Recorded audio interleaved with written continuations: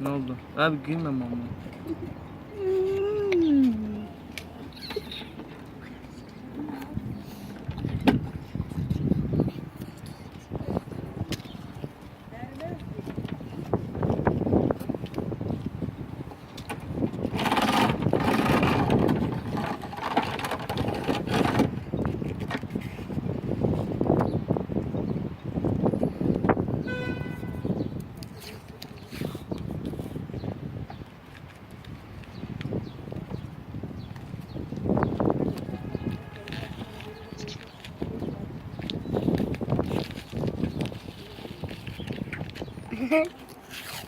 Neye gülüyorsun?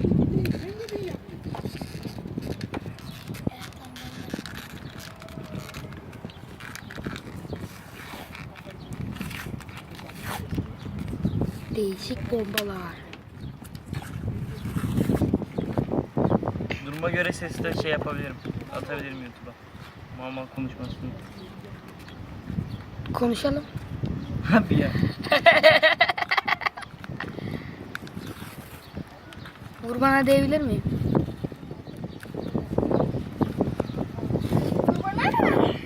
Gerizekalı ya.